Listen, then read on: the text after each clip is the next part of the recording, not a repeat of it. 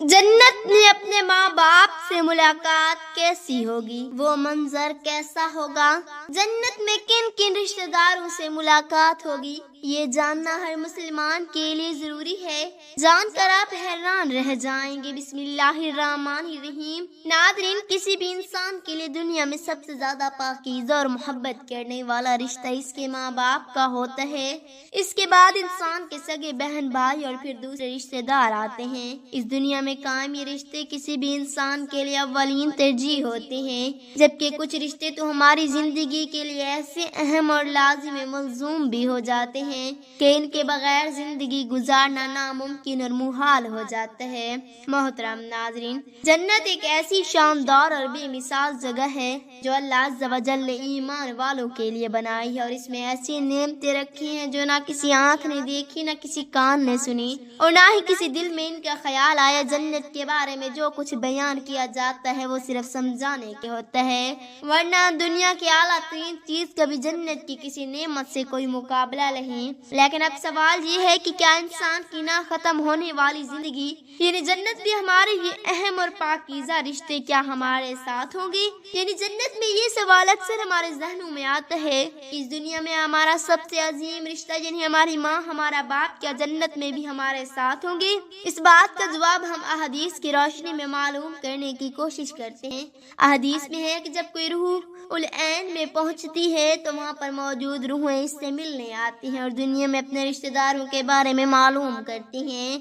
और इसी तरह से जब कोई इंसान मरने के बाद अल-ऐन में पहुंचता है, इसके रिश्तेदार इससे ऐसे मिलते हैं जैसे किसी दूर दराज से आने वाले मुसाफिर से मुलाकात की जाती है, और वो दोनों आपस में मिलकर बहुत खुश होते हैं। इरशाद बारी ताला है, ऐ मेरे बंदो, आज तुम पर ना कोई खौफ तारी होगा और ना तुम गमगीन होगे। मेरे वो बंदे जो हमारे आयतों पर ईमान लाए थे और फरमाबरदार रहे थे, तुम भी और तुम्हारी बीवियां भी खुशी से चमकते चेहरों के साथ जन्नत में दाखिल हो जाओगे। इनके आगे सोने के प्याले और गिलास गर्दिश लाए जाएंगे, और इस जन्नत में हर वो चीज होगी जिसकी दिलों की ख्वाहिश होगी और जिसमें आंखों को लज्जत हासिल होगी। इनसे कहा जाएगा कि इस जन्नत में तुम हमेशा रहोगे। मोहतरम नाज़रीन, इस आयत से ये बात साबित होती है कि जन्नती मर्दों की बीवियां भी जन्नत में इनके साथ ही होंगी और एक ही साथ ही जन्नत में रहेंगे। वहाँ जन्नत में हर वो चीज मुहैया की जाएगी जिसकी वो ख्वाहिश करेंगे। हज़रत अबू हुरैरा रज़ियल्लाहु ताला अन्हु से रिवायत है कि रसूल करीम सल्लल्लाहु अलैहि वसल्लम ने इरशाद फरमाया, जिस वक्त कोई मोमिन बंदा मरने के करीब होता है तो रहमत के फरिश्ते सफेद रेशमी कपड़ा लेकर आते हैं और रूह से कहते हैं कि निकल जा, तो अल्लाह से रजामंद है और अल्लाह तो इससे रजामंद है। फिर वो रूह इस तरह मुअत्तिर हालत में निकल जाती है जिस तरह से उम्दा खुशबूदार मशक, और फरिश्ते हाथ पर इसे उठाए आसमान के दरवाजों पर ले जाते हैं तो आसमान वाले फरिश्ते कहते हैं कि उम्दा खुशबू है जो कि जमीन से आई है। फिर इसको अहले ईमान की रूह के पास लाते हैं तो वो रूह होती है और ये खुशी से भी ज्यादा होती है जो किसी बिछड़े हुए इंसान की आमद से इंसान को मैसर आती है। फिर वो पहले से मौजूद मोमिनीन इस नए आने वाले से दरियाफ्त करते हैं कि फला आदमी कैसा है और फला आदमी का क्या हुआ, यानी जिस शख्स को दुनिया में छोड़ कर गए थे अब वो किस तरह के कामों में मशगूल है। और फिर इन्हीं में से चंद रूहें आपस में एक दूसरे से कहती हैं कि अभी ठहर जाओ और इसे छोड़ दो क्योंकि ये दुनिया के गम में मुब्तला था। ये रूह पूछती है कि क्या वो शख्स अभी तुम लोगों के पास नहीं पहुंचा, वो तो कब का मर चुका था। इस पर वो रूहें कहती हैं कि फिर वो तो जहन्नम में गया होगा। मोहतरम नाज़रीन, प्यारे नबी हज़रत मोहम्मद मुस्तफ़ा सल्लल्लाहु अलैहि वसल्लम ने फरमाया कि तुम्हारे आमाल तुम्हारे रिश्तेदारों और खानदान वालों के सामने जो आलिम बरज़ख में हैं पेश किए जाते हैं। अगर नेक अमल हो तो वो खुश होते हैं और कहते हैं कि अल्लाह आपका फजल और रहमत है, बस अपनी ये नेमत इस पर पूरी कीजिए और इसको मौत दीजिए। इस तरह इस पर गुनाहगार शख्स का अमल भी पेश होता है तो कहते हैं ऐ अल्लाह इसके दिल में नेकी डाल दे जो तेरी रजा और कुर्ब का सबब हो जाए। मुख्तलिफ रवायात से मालूम होता है कि जन्नत में मुख्तलिफ रिश्तेदार एक दूसरे को पहचानते होंगे और एक दूसरे से मिलते जुलते रहेंगे और इनमें से بعض کو ایک ساتھ رکھا جائے گا۔ سورہ طور کی آیت نمبر 21 میں اللہ سبحانہ تعالیٰ کا فرمان ہے، اور جو لوگ ایمان لائے اور ان کی اولاد نے بھی ایمان میں ان کی پیروی کی تو ان کی اولاد کو ہم انہی کے ساتھ شامل کر دیں گے اور ان کے عمل میں سے کسی چیز کی کمی نہیں کریں گے۔ حضرت ابن عباس رضی اللہ تعالیٰ عنہ سے مروی ہے، بے شک اللہ تعالیٰ مومن کی آنکھوں کو ٹھنڈا کرنے کے لیے اس کی اولاد کو ان کے اصل مقام بلند کر کے اس کے پاس اس کے درجے میں پہنچا دیں گے، گرچہ یہ اولاد اپنے اعمال کے اعتبار سے اسی درجے تک نہ پہنچتی ہو۔ پھر آپ صلی اللہ علیہ وآلہ وسلم نے یہ آیات تلاوت فرمائی، اور جو لوگ ایمان لائے اور ان کی اولاد نے بھی ایمان میں ان کی پیروی کی، اس سے معلوم ہوتا ہے کہ انسانوں کی اولاد کو اس کی خواہش کے مطابق ان کے ساتھ ہی رکھا جائے گا۔ جو لوگ جنت میں جائیں گے تو یقیناً یہ وہ لوگ ہوں گے جنہوں نے اس دنیا میں نیک اعمال کیے، جبکہ ایسے اعمال بھی ہوں گے جنہوں نے گناہ کیے ہوں گے لیکن اپنے گناہوں پر شرمندہ ہو کر اس دنیا میں ہی اللہ سے معافی مانگ لی ہو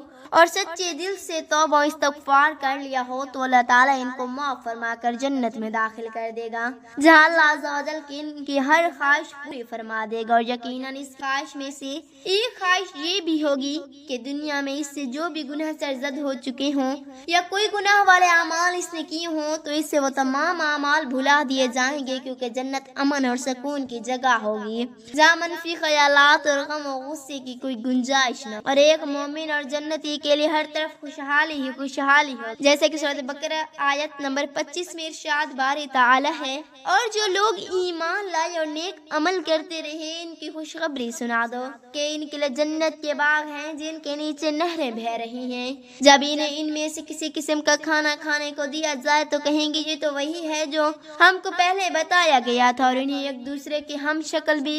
دیے جائیں گے، اور وہاں ان کے لیے پاک بیویاں ہوں گی اور وہ جنت میں ہمیشہ رہیں گے۔ محترم ناظرین، ایک اور حدیث پاک میں ہے کہ رسول اللہ صلی اللہ علیہ وسلم نے فرمایا، جنت اہل جنت جنت میں داخل ہوں گے اور ان میں سے کسی کو اپنے بھائیوں اور رشتہ داروں سے ملنے کی خواہش ہو تو اس کے بستر سے اڑا کر ان کے بستروں کے برابر پہنچا دے گا، اور پھر دونوں تکیہ لگا کر دنیا میں گزرے ہوئے دنوں کے بارے میں باتیں کرنے لگیں گے۔ ان میں سے ایک اپنے ساتھی سے کہے گا کہ اے فلاں، تمہیں یاد ہے کہ اللہ نے فلاں دن فلاں فلاں جگہ پر ہماری مغفرت فرمائی تھی، ہم نے اللہ سے دعا کی تھی اور اللہ نے ہمیں مغفرت کا پروانہ عطا فرما دیا تھا۔ رسول کریم صلی اللہ علیہ وسلم کے مزاج مبارک کے بارے میں متعدد احادیث مبارکہ میں بیان کیا گیا ہے کہ آپ صلی اللہ علیہ وسلم انتہائی شگفتہ مزاج سے اور نرمی و محبت سے اور مسکرا کر بات کیا کرتے تھے، تاہم کئی بار آپ صلی اللہ علیہ وآلہ وسلم بے اختیار ہنس بھی دیتے،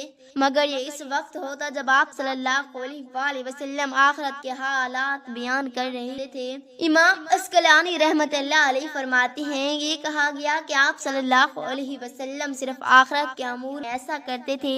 اگر کوئی معاملہ دنیا سے متعلق ہوتا تو اس پر آپ صلی اللہ علیہ وآلہ وسلم صرف تبسم فرمایا کرتے تھے۔ آپ صلی اللہ علیہ وآلہ وسلم نے ایک بار صحابہ کرام کو یہ آگاہ کیا کہ روز محشر جب کسی کو جہنم سے نکال کر جنت میں بھیجا جائے گا تو اس کی حالت کیا ہوگی؟ اس پر آپ صلی اللہ علیہ وآلہ وسلم نے ہنس کر واقعہ کا حوال بیان کیا۔ بخاری شریف اور مسلم شریف میں یہ متفقہ حدیث مبارکہ یوں بیان کی گئی ہے۔ حضرت عبداللہ بن مسعود رضی اللہ تعالی عنہ سے روایت ہے کہ حضور نبی اکرم صلی اللہ علیہ وسلم نے فرمایا، مجھے اچھی طرح معلوم ہے کہ سب سے آخر میں جہنم سے کون نکالا جائے گا، یہ سب سے آخر میں کون جنت کے اندر داخل ہوگا۔ یہ آدمی اپنے جسم کو گھسیٹتا ہوا جہنم سے باہر نکلے گا، چنانچہ اللہ تعالیٰ اس سے فرمائے گا جا جنت میں داخل ہو جاؤ، جنت میں داخل ہوگا تو اسے گمان گزرے گا کہ شاید یہ بھری ہوئی ہے، چنانچہ وہ واپس لوٹ کر عرض گزار ہوگا، اے رب وہ تو بھری ہوئی ہے، بس اللہ تعالیٰ اس سے فرمائے گا جا جنت میں چلا جا، اللہ جنت میں داخل ہوگا، جنت میں جا کر پھر گمان گزرے گا کہ شاید یہ بھی بھری ہوئی ہے، واپس لوٹ کر پھر عرض کرے گا، اے رب العالمین میں نے تو وہ بھی بھری ہوئی پائی ہے، چنانچہ اللہ تعالیٰ اس سے فرمائے گا جا اور جنت میں داخل ہو جا، کیونکہ تیرے لیے جنت میں دنیا کے برابر بلکہ اس سے 10 گنا زیادہ حصہ ہے۔ عرض کرے گا، اے اللہ کیا مجھ سے مذاق کرتا ہے یا مجھ پر ہنستا ہے؟ حالانکہ تو حقیقی مالک ہے، حضرت عبداللہ بن مسعود رضی اللہ تعالی عنہ بیان کرتے ہیں کہ میں نے دیکھا کہ اس پر حضور نبی اکرم صلی اللہ علیہ وآلہ وسلم ہنس پڑے، یہاں تک کہ آپ صلی اللہ علیہ وآلہ وسلم کے دندان مبارک نظر آنے لگے۔ آپ صلی اللہ علیہ وآلہ وسلم فرماتے ہیں یہ اہل جنت کے سب سے کم درجے والے شخص کا حال ہے۔ حضرت ابو سعید سے روایت ہے کہ رسول اللہ صلی اللہ علیہ وآلہ وسلم نے فرمایا جو آدمی سب سے آخر میں جنت میں داخل ہوگا وہ گرتا پڑتا اور گھسیٹتا ہوا دوزخ سے اس حال میں نکلے گا کہ دوزخ کی آگ سے جلا رہے گی، پھر دوزخ سے نکل جائے گا تو پھر دوزخ کی طرف لپٹ کر دیکھے گا اور دوزخ سے مخاطب ہو کر کہے گا کہ بڑی بابرکت ہے وہ ذات جس نے مجھے تجھ سے نجات دی، اور اللہ تعالیٰ نے مجھے وہ نعمت عطا فرمائی ہے کہ اولین و آخرین میں سے کسی کا بھی وہ نعمت عطا نہیں فرمائی۔ پھر اس کے لیے ایک درخت بلند کیا جائے گا، وہ آدمی کہے گا کہ اے اللہ میرے پروردگار مجھے اس درخت کے قریب کر دیجئے تاکہ میں اس کے سائے کو حاصل کر سکوں اور اس کے پھلوں سے پانی پیوں۔ اللہ تعالیٰ فرمائیں گے اے ابن آدم اگر میں تجھے یہ دے دوں پھر اس کے علاوہ تو اور کچھ نہیں مانگے گا؟ وہ عرض کرے گا کہ نہیں ہے میرے پروردگار۔ اللہ تعالیٰ اس سے اس کے علاوہ اور نہ مانگنے کا معاہدہ فرمائیں گے اور اللہ تعالیٰ اس کا عذر قبول فرمائیں گے، کیونکہ وہ جنت کی ایسی ایسی نعمتیں دیکھ چکا ہوگا کہ اس پر اسے صبر نہ ہوگا۔ اللہ تعالیٰ اسے اس درخت کے قریب کر دیں گے اور وہ اس کے سائے میں آرام کرے گا اور اس کے پھلوں کے پانی سے پیاس بجھائے گا۔ پھر اس کے لیے ایک اور درخت ظاہر کیا جائے گا جو پہلے درخت سے کہیں زیادہ خوبصورت ہوگا۔ وہ آدمی عرض کرے گا اے میرے پروردگار مجھے اس درخت کے قریب فرما دیجئے تاکہ میں اس کا سایہ حاصل کر سکوں اور اس کا پانی پی سکوں، اور اس کے بعد میں اور کوئی سوال نہیں کروں گا۔ اللہ فرمائے گا اے ابن آدم کیا تو نے مجھ سے وعدہ نہیں کیا تھا کہ تو مجھ سے اور کوئی سوال نہیں کرے گا؟ اور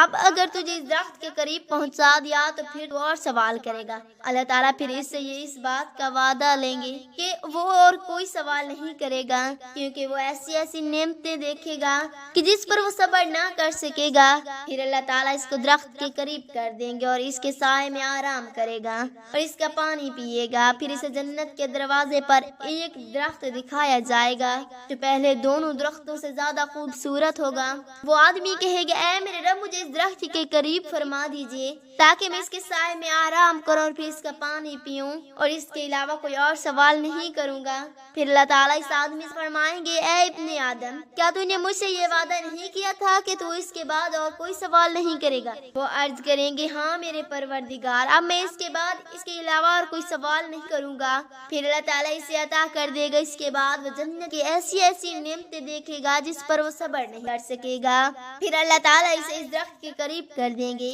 جب وہ اس درخت کے قریب پہنچے گا تو جنت والوں کی آواز سن گا تو پھر وہ عرض کریں گے اے میرے رب مجھے اس میں داخل کر دے۔ تو اللہ فرمائے گا اے ابن آدم تیرے سوال کو کون سی چیز روک سکے کہ تو اس پر راضی ہے کہ تجھے دنیا اور دنیا کے برابر دیے جائیں؟ وہ کہے گا اے رب العالمین تو مجھ سے مذاق کرتا ہے۔ یہ حدیث بیان کر کے حضرت عبداللہ رضی اللہ تعالی عنہ ہنس پڑے اور لوگوں سے فرمایا کہ تم سے کیوں نہیں پوچھتے کہ میں کیوں ہنسا؟ لوگوں نے کہا کہ آپ کس وجہ سے ہنسے؟ فرمایا آپ صلی اللہ علیہ وآلہ وسلم اس طرح ہنستے۔ فرمایا رسول اللہ صلی اللہ علیہ وآلہ وسلم اس طرح ہنستے تھے۔ فرمایا اللہ رب العالمین کی وجہ سے جب وہ آدمی کہے گا کہ آپ رب العالمین ہونے کے باوجود مذاق فرما رہے ہیں تو اللہ تعالیٰ فرمائے گا کہ میں تو اسے مذاق نہیں کرتا مگر جو چاہوں کرنے پر قادر ہوں۔ اللہ عز و جل سے دعا ہے کہ ہمیں بھی اس دنیا کی آزمائش میں کامیابی و کامرانی عطا فرما، جنت میں داخل فرما اور ہمارا خاتمہ ایمان پر فرما، آمین۔ ناظرین یہ تھی ہماری آج کی ویڈیو، اچھی لگی ہو تو ویڈیو کو لائک کریں، شیئر کریں،